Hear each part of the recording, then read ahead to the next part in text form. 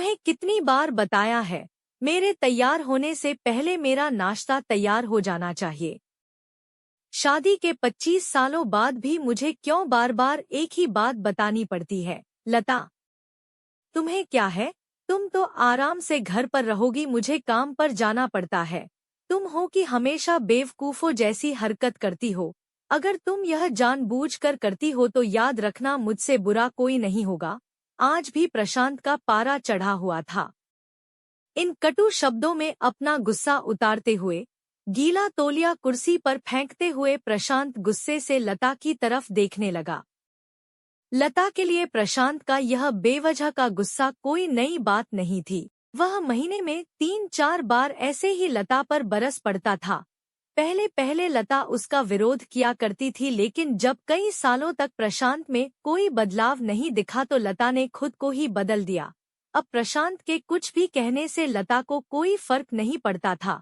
प्रशांत की हर बात वो चुपचाप सिर नीचे झुकाए सुन लेती थी। शादी के पहले 5 साल तक लता ने पूरी कोशिश की थी कि प्रशांत को बदला जाए, लेकिन फालतू का गुस्सा करना और बाद में लता को भला बुरा कहना, यह मानो जैसे उसकी आदत बन गई थी। कोई भी वाद विवाद होता तो प्रशांत सीधा लता को बोल देता, अगर मैं तुम्हें अच्छा नहीं लगता तो क्यों नहीं चली जाती अपने मायके? क्यों रहती हो मेरे साथ? इतना सब कुछ होने के बावजूद लता प्रशांत के साथ रहती थी क्योंकि उसे अपनी बेटी की फिक्र थी।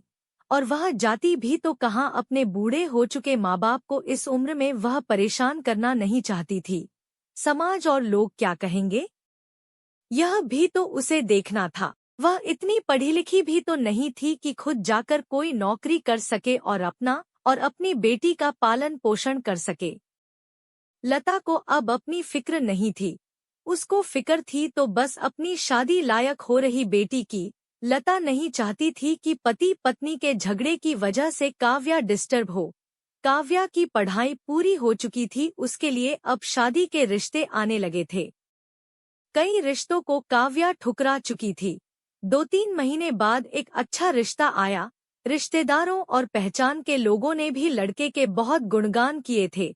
प्रशांत एक शाम अपनी बेटी के पास बैठकर उसे बताने लगा, काव्या, बहुत अच्छा लड़का है, पढ़ा लिखा है, बड़ा घर है, बहुत अच्छी नौकरी है। ऐसे रिश्ते बार बार नहीं आते बेटा, इस बार मना मत करना। काव्या अपने पिता से ज्यादा बात नहीं करती थी। शायद डरती थी या शायद नफरत करती थी, लेकिन आज वो अपनी पूरी हिम्मत इकट्ठा कर बोली, मुझे अभी शादी नहीं करनी है पापा, मैं नौकरी करना चाहती हूँ, खुद अपने पैरों पर खड़ी होना चाहती हूँ। हाँ तो उसमें क्या बड़ी बात है? मैंने लड़के से बात की है, वह तुम्हें किसी बात के लिए नहीं रोकेगा। तुम शादी के बाद भी नौकरी कर सकती हो, वह तुम्हें नौकरी के लिए परमिशन दे देगा। प्रशांत बोला, मेरा नौकरी करना या ना करना उसकी परमिशन पर क्यों डिपेंड रहेगा पापा? काव्या ने पूछा। मैं कह रहा हूँ ना, तुम्हें किसी भी चीज की कमी नहीं होगी वहाँ। ऐसे रिश्ते बार बार नहीं आते, इसे ठुकरा मत, बहुत खुश रहोगी तुम वहाँ। प्रशांत बोला, पापा क्या मैं उतनी ही खुश रहूंगी जितनी मम्मी इस घर में खुश है? काव्या ने तंज कसते हुए कहा।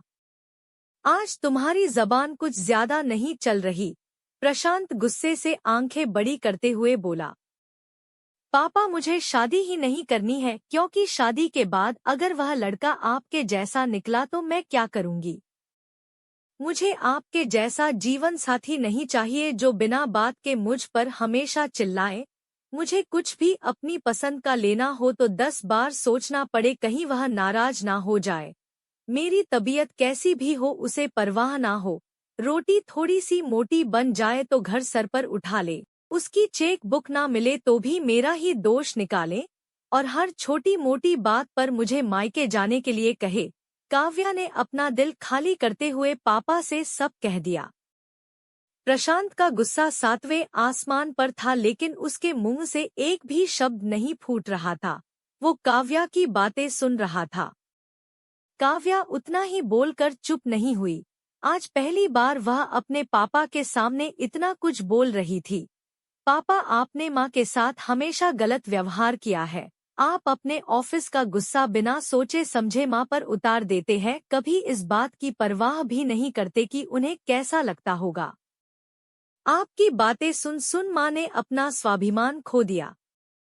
प्रशांत आज पहली बार अपने किए बर्तावों को महसूस कर पा रहा था। वो इतना ही बोल पाया, जो तुम्हारा मन है वो करो, मैं तो इतना बुरा हूं ना।